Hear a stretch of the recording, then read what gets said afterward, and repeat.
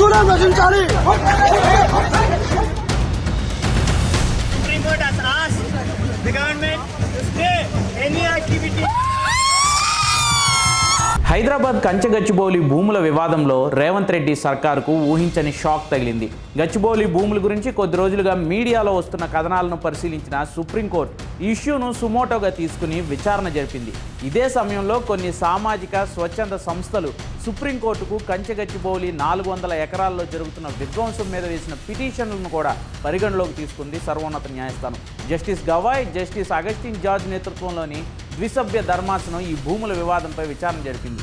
ఈ ఒక్కరోజే మొత్తం 2 దఫాలుగా విచారణ చేసింది సుప్రీంకోర్టు.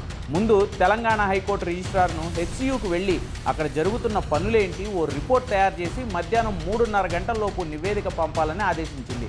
ఇప్పటివరకు హెచ్సియులో జరుగుతున్న పనులను తక్షణం ఆపాలని, ఒక్క చెట్టును నరికినా ఊరుకునే ప్రసక్తే లేదని హెచ్చరికలు జారీ చేసింది సుప్రీంకోర్టు. సుప్రీంకోర్టు ఆదేశాలు అందుకున్న రిజిస్ట్రార్ హుటాహుటిన హెచ్సియుకు బయలుదేరి వెళ్ళి అక్కడ పరిస్థితిని స్వయంగా పరిశీలించి ఓ మధ్యంతర నివేదికను రూపొందించి సుప్రీంకోర్టుకు పంపించారు. ఈసారి ప్రభుత్వం తరపున న్యాయవాదులు కూడా విచారణకు హాజరయ్యారు. హైకోర్టు రిజిస్ట్రార్ పంపించిన రిపోర్టు మొత్తం పరిశీలించిన ద్విసభ్య ధర్మాసనం సీఎం రేవంత్ రెడ్డి సర్కార్ తీరుని తీవ్రంగా ఆక్షేపించింది. అసలు 100 ఎకరాల్లో ఉన్న చెట్లను నరికేసేందుకు మీకు ఎవరు అనుమతులు ఇచ్చారని, ఎవరి నుంచి ఈ పర్మిషన్స్ తీసుకున్నారని సూటిగా ప్రశ్నించింది సుప్రీంకోర్టు.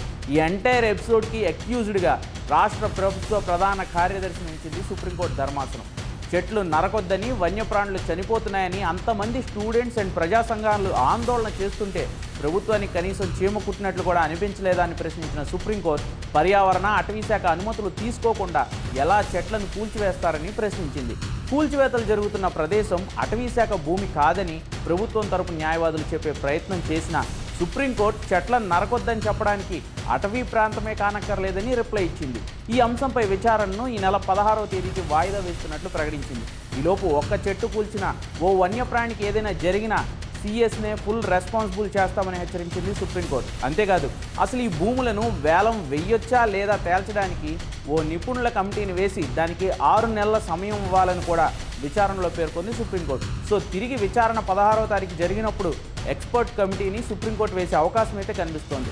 మరోవైపు ఇదే కేసుపై తెలంగాణ హైకోర్టు విచారణ కూడా ఈ నెల 7వ తారీఖు వాయిదా పడింది.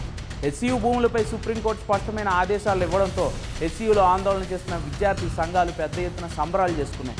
జోరు వాన్లో తడుస్తూనే విద్యార్థులంతా సుప్రీంకోర్టు తీర్పును స్వాగతిస్తూ నృత్యాలు చేశారు.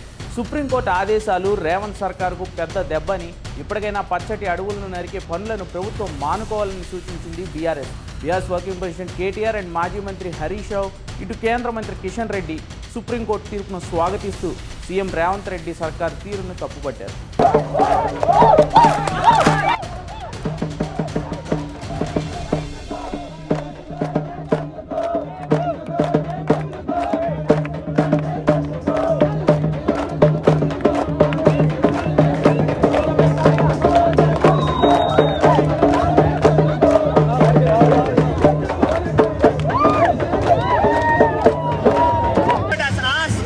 The government to stay any activity.